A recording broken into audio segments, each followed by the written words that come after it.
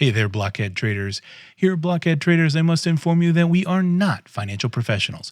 Nothing we say should be considered financial advice. We offer our own thoughts and opinions to you, the viewer. We expect you to take these opinions, form your own financial conclusions, and make your own financial decisions. Today is Wednesday, October 4th, 2023, and this is Blockhead Traders Weekly.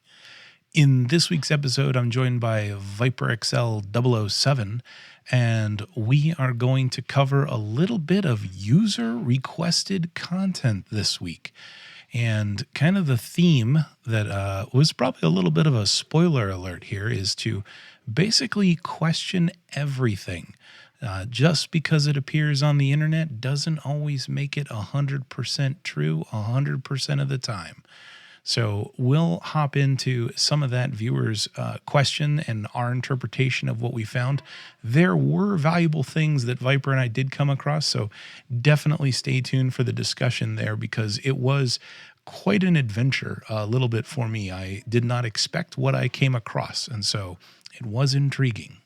But before we hop to that, I want to give a shout out to our Discord, a link in the description below. You can hop in there, talk to myself, Viper, some of the other Blockhead traders. Love to hear what type of content you want to hear about. Love to hear what you're trading. You'll also find a link to thetagang.com/sprocket888. That is where I post each and every one of my trades, the good, the bad, and the ugly.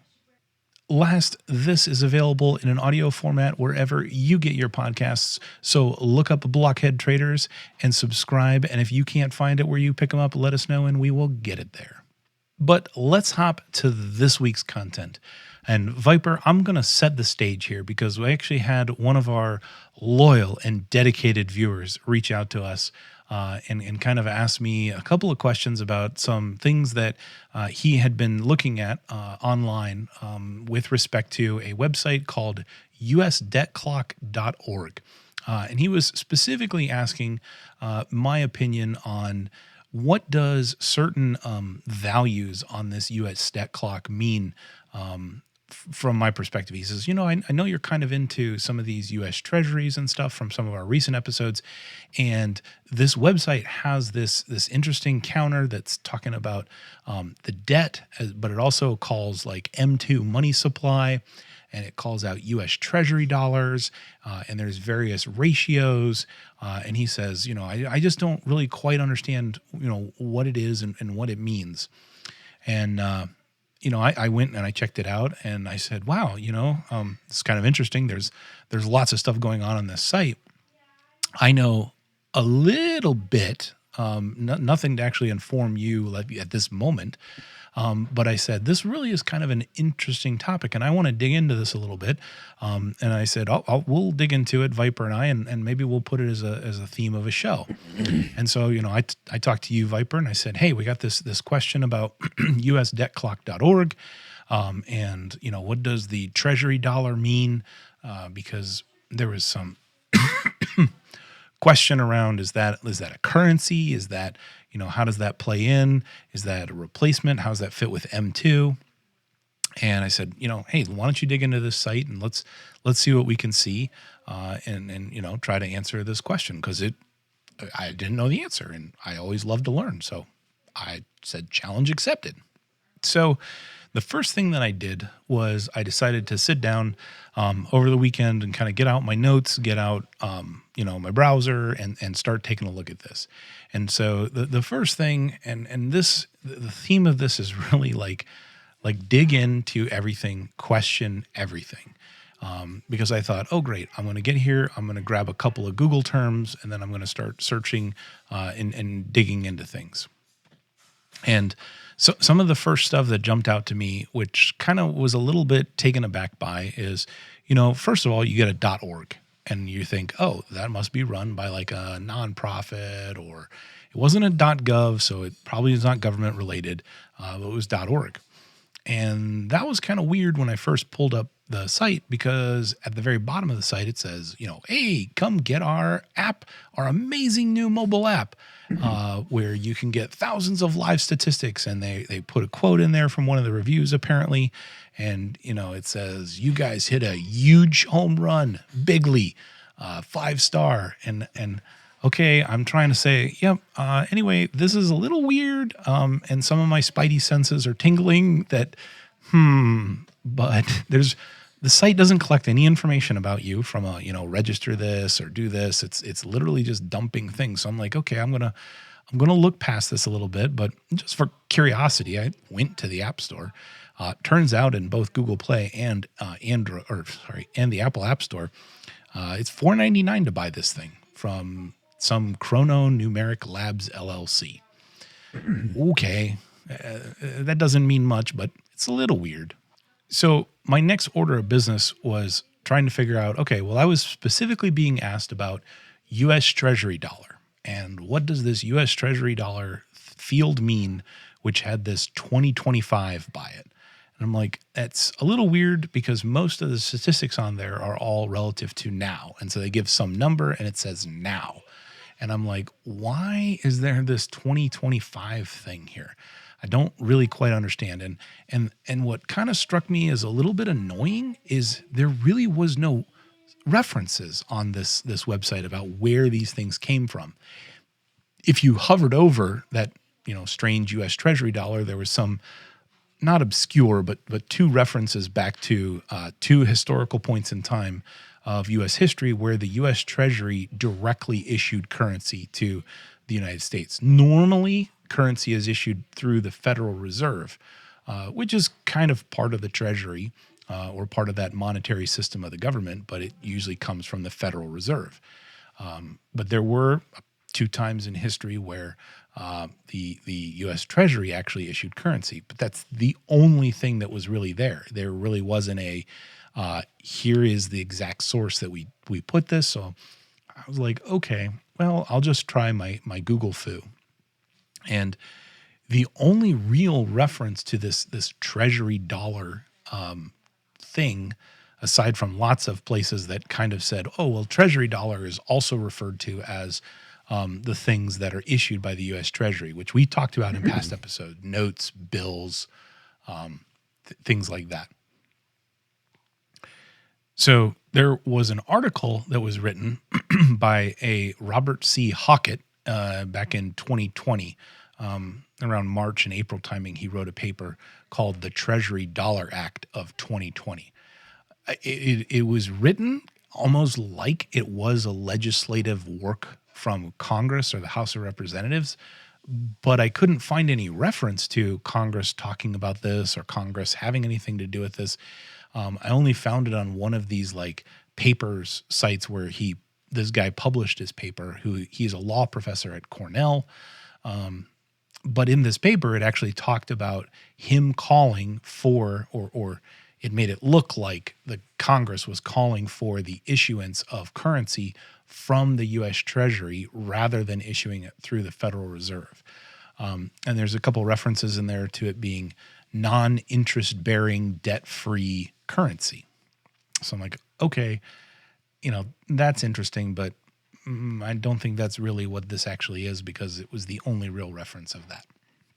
All right, so that didn't really pan out, and so I'm still kind of perusing through this website, and I was clicking different areas. They have like auto sales, they have oil prices, they have countries' debt, countries' GDP. I mean, all these numbers, it makes it look really, really official. Really, and it's the other weird thing is there's lots of like flashy number counting business, which I'm like, is that really that important on things? And all these numbers were real flashy, which I'm like, okay, come on. We don't really need to see all these things updating to the every millisecond. But then things got weird, pretty weird. So I was trying to go to like the about section, which like, okay, that's not that weird, but there was no really like purpose for what they're there for. It was all real generic terms. But the weirdness happened because when I went back to the main page, when I was trying to peruse through this, there was a message on the top of it overlaying everything that said, the USDebtClock.org secret window premieres tonight at 9 p.m. to 12 a.m. Eastern. Don't tell anyone. And I'm like, okay, now things are strange. So it wasn't that far away. And I'm like, okay, I'll bite. What's going to happen? And so later I screenshotted that below. That was the secret window message that seemed to appear between those hours. And it is a quote from the Bible. I assume the Bible. I guess I didn't Google it to see, but it's talking about Jesus going into a temple and throwing out money changers and flipping tables. And I'm like, okay, I guess this is interesting. But anyway, the other thing that was kind of called out there, or that I kind of noticed, is a few days before that, one of the change points on the site was this M2 to USA dollar ratio now. And I'm like, what the heck is this? This was one of the things I was trying to Google and figure out. And one of the things that comes up when I Google those phrases were lots of TikTok videos referencing the 1776 Commission, as well as other 1776 groups and Illuminatis, and it got weird. And the ratio down there was 1776 M2 dollars to $1 USA dollar. And I'm like, okay, I'm sorry. USDebtClock.org. I'm kind of done with you. and I decided to take it one more step farther, just one more. So whenever I'm really digging into a website, where you're kind of wondering like, hey, what the heck happened? There's a thing called the Wayback Machine. It's been around forever. It's part of the Internet Archive effort, where it basically crawls the internet. I don't even remember what the first crawling was, but it was back in the 90s, I believe. And it's just this historical record of what a website looked like at a particular point in time. Now, not all websites are on there, and it doesn't have every single day, but a huge number of them are. And so if you're ever thinking nostalgic, or you're like, hey, back when I was a kid, I used to go to website blah, blah, blah, blah, go to the Wayback Machine and put in the URL and just go way back. It's cool. So I decided to do that for this site, this usdebtclock.org, to say, what did this site look like back at a previous point in time? Because an interesting thing that the site has on its upper right-hand corner is you can choose to roll back the site itself to a previous time. So call it its own rollback function. And I was like, I wonder how this own rollback function compares to what I call the real rollback function of Wayback Machine. And this is what I found. So because the viewer's question was really focused on money creation, I kind of blew up here, zoomed in on the money creation parameters that are visible in the site's own rollback machine. And you can see that it talks about a Federal Reserve monetary base. Then it talks about M2 money supply, Treasury securities, currency, and credit derivatives. So one of the things, when I went down this crazy TikTok path, people were making this claim that they changed the Federal Reserve monetary base to USA Treasury dollars. They said, this used to be, say, Federal Reserve, and now it says U.S. Treasury. Is the Treasury going to issue money now? Is the Federal Reserve dead? And I'm like, okay, that is a little weird that changed, but I'm like, did it though? Did it change? And that's where the Wayback Machine comes into play. And according to the Wayback Machine, and keep in mind, this first rollback of the site's own rollback, this was rolling back to 2020. You could only pick like years to roll back, and then it would say on this day in 2020. So at this point, this would be on October 4th, 2020. This is what allegedly the site would have looked like. So I went to the Wayback Machine and I put in October 4th, 2020, and the site looked like this. That's weird. So several years ago, they still also referred to this as USA Treasury dollars. So that's not a change as of recent. Now, if you looked at just the site, you would think, oh my gosh, it is, because you thought the site was allowing you to show you what it looked like, back in time. But in reality, I'll flip between two of these here. In reality, these numbers are similar-ish. So depending on like when it was snapshotted, but they're still off by a good bit. So the site's own rollback says, the Federal Reserve was 599 and 15 and a bunch of zeros, but the Wayback Machine says, well, it's 785 and 18. So, okay, you can fudge it, whatever. It's still off by a pretty significant percentage relative to a few other data points. But this just was the final nail in the coffin for me that, okay, all of this stuff around USA Treasury dollar, nothing's new. That's what the site said, 3 years ago. And actually it said US Treasury dollar even well before that through the Wayback Machine. It looked different. It was laid out differently, but it was, that was the end of that for me. So Viper, I don't know.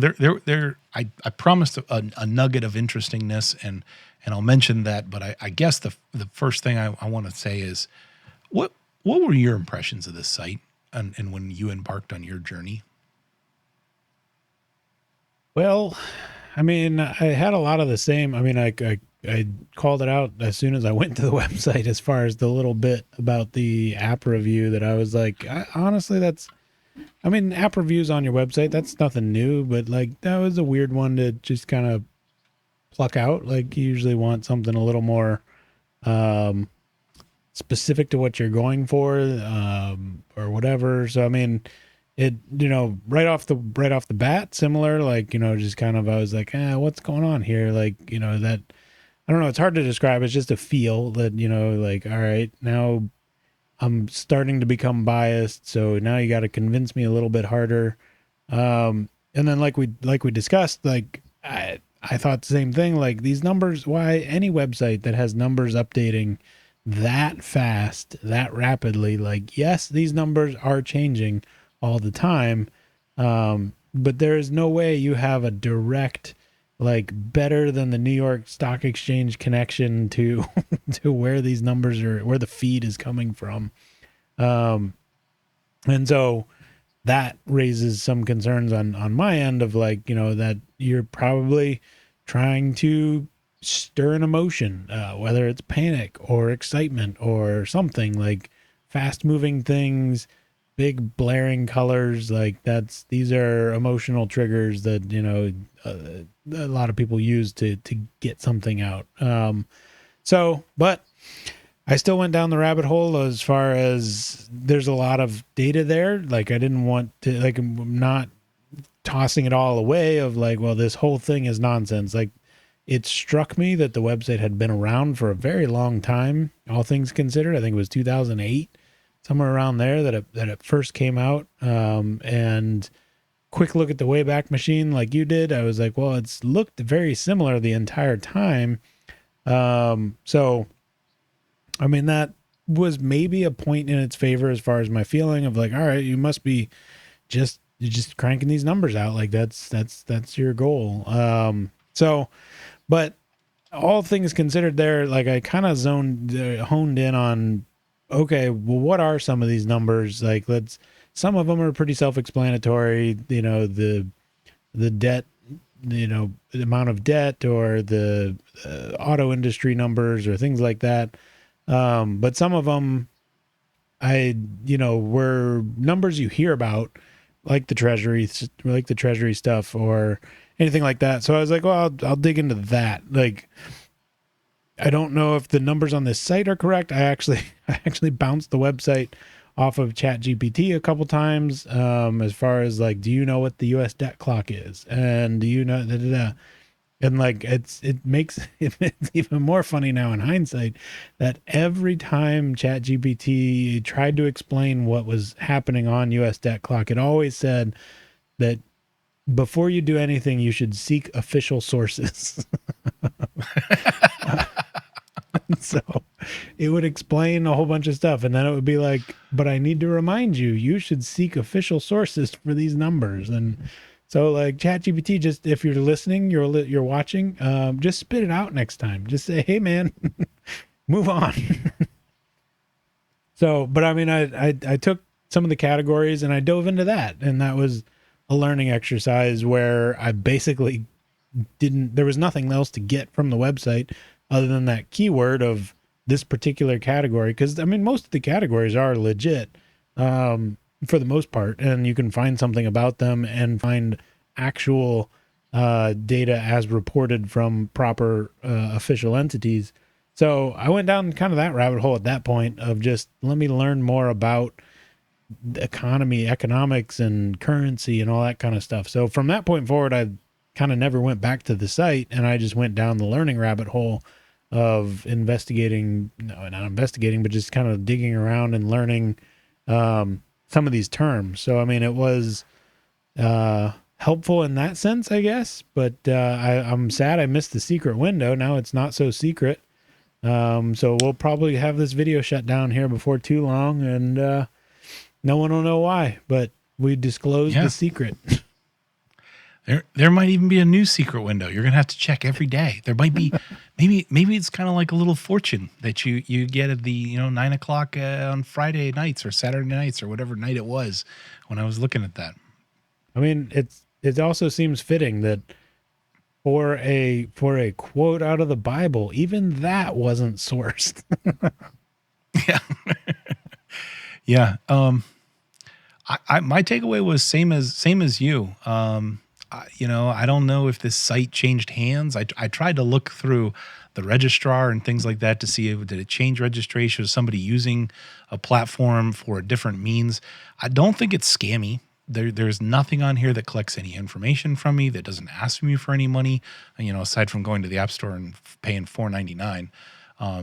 And the stuff is roughly appears somewhat legitimate, but like I said, when I'm doing research and using something as a source, the fact that this doesn't reference its sources or tell you, or there are a few times when it says source or something, but it's real generic and it'll say like Federal Reserve or U.S. Treasury, right?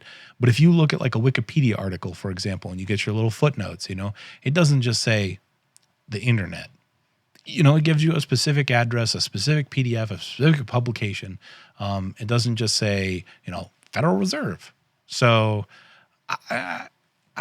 but much like you, there was definitely things that took me down a learning rabbit hole. So much so that one of the parts is this definition of M currency. And because that was one of the things I was digging into is what does M2 money supply mean? And that's when I started realizing that there's different levels of M's, meaning specific to more generic. There's like M0, M1, M2, M3. And I actually want to put together a more educative episode around that. I'm not going to be using usdebtclock.org as any source of information for that episode. So I guess that's out there.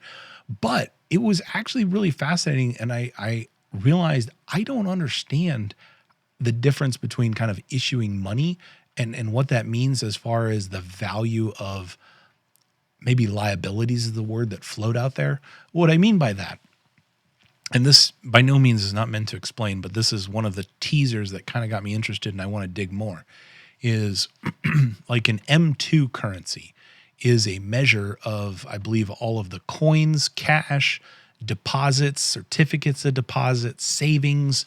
Like it's a measure of a lot of value. And an M1 is less of those things. So like an M1 is just cash and coins, I think.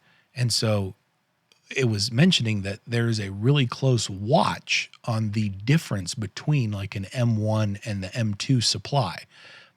And I thought about that and I thought, okay, well, that kind of makes sense because not necessarily every dollar that is in my bank account came from a physical dollar that I gave the bank.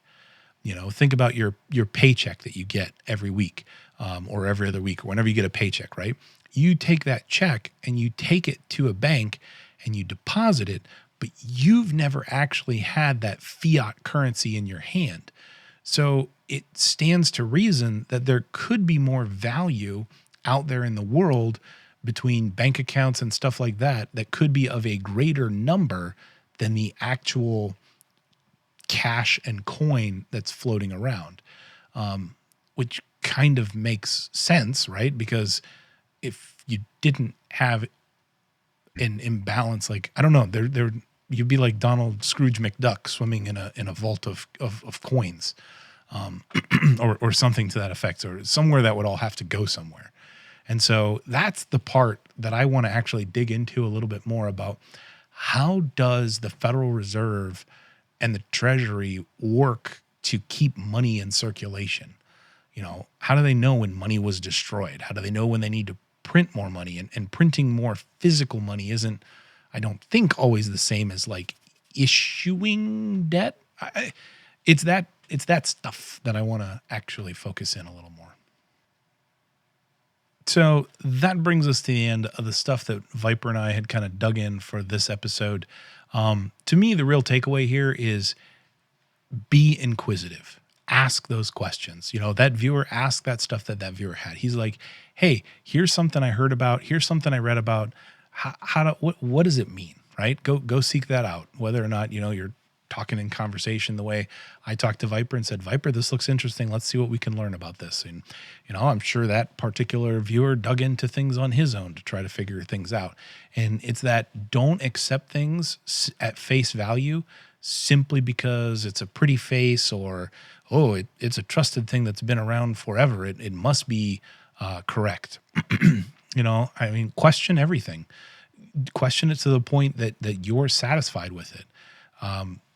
This particular week is FTX's Sam Bankman-Fried trial is going on, and I was listening to some of the sad stories that people had kind of brought up as far as I lost this money, and one of the individuals saying, well, I just thought that since all these big time investors, Kevin O'Leary and stuff like that, were being involved, that they must have done their due diligence. So if it was good enough for them, it was good enough for me.